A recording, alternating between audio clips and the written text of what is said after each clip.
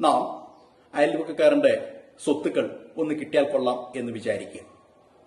അഥവാ ഒരു heart cell വിചാരിക്കുക, ലിവർ സെല്ലിനെ ഇങ്ങ് കിട്ടിയാലോ എന്ന് വിചാരിക്കുമ്പോഴാണ് ക്യാൻസർ ഉണ്ടാകും. ഇങ്ങനെയാണ് രോഗങ്ങളും ജീവിതത്തിൽ ദുരിതങ്ങളും ഉണ്ടാകും. ഇന്നിപ്പോൾ ലോകം കണ്ടുകൊണ്ടിരിക്കുന്ന ഏറ്റവും വലിയ ഒരു പ്രശ്നമാണ് കൊറോണ വൈറസ്. ശാസ്ത്രജ്ഞന്മാർ പറയുന്നത് ഈ കൊറോണ വൈറസിന്റെ വൈബ്രേറ്ററി ലെവൽ എന്ന് പറയുന്നത് 5.5 ഹേർട്സ് ആണ്. ഇപ്പൊ നമ്മുടെ വൈബ്രേറ്ററി ലെവൽ 25.5 ഹേർട്സിന് മുകളിലാണെങ്കിൽ ഈ കൊറോണ വൈറസിന് അവിടെ സർവൈവ് ചെയ്യാൻ പറ്റില്ല. കൊറോണ വൈറസ് ചത്തുപോകുന്ന പറയും. ഇപ്പൊ ഭൂമിയുടെ മൊത്തത്തിലുള്ള വൈബ്രേറ്ററി ലെവൽ എന്ന് പറയുന്നത് 27.4 ഹേർട്സ് ആണ്.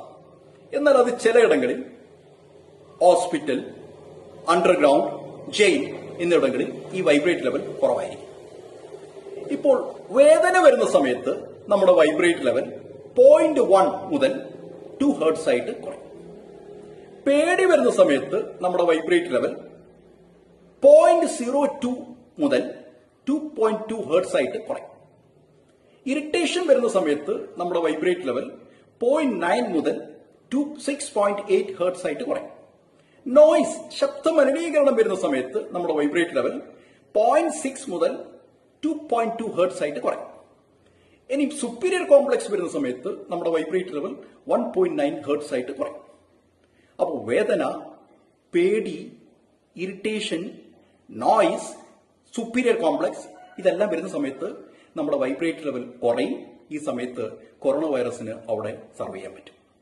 ഇനി നമ്മുടെ ജനറോസിറ്റി വളരെയധികം വർദ്ധിപ്പിക്കുകയാണെങ്കിൽ നമ്മുടെ വൈബ്രേറ്ററി ലെവൽ 95 ഹേർട്സ് ആണ്.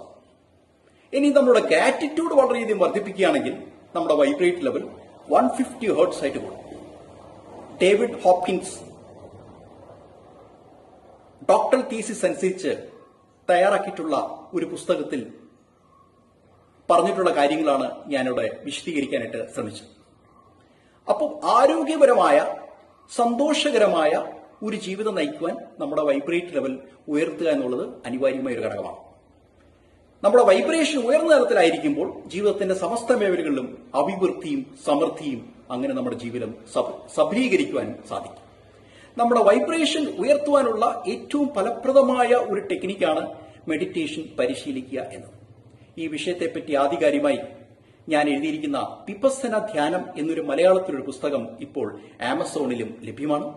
നിങ്ങൾ എല്ലാവരും സന്തോഷിച്ച് ആനന്ദിച്ചുപോയി വിപസ്സന പരിശീലിക്കുക. ഈ വിപസ്സന പരിശീലനത്തിലൂടെ ഈ 31 പ്ലെയിൻസ് ഓഫ് എക്സിസ്റ്റൻസും നമ്മുടെ ബോഡിയുടെ ഫ്രെയിംവർക്കിനുള്ളിൽ എക്സ്പീരിയൻസ് ചെയ്യാൻ പറ്റും. എന്നാൽ ബോധോദയം എന്നത് ഈ 31 പ്ലെയിൻസ് ഓഫ് എക്സിസ്റ്റൻസിന്റെ അതീതമായ ഒരു തലമാണ്. തീർച്ചയായും നിങ്ങളുടെ ജീവിതം സഫലീകരിക്കട്ടെ, സന്തുഷ്ടരായിരിക്കുക.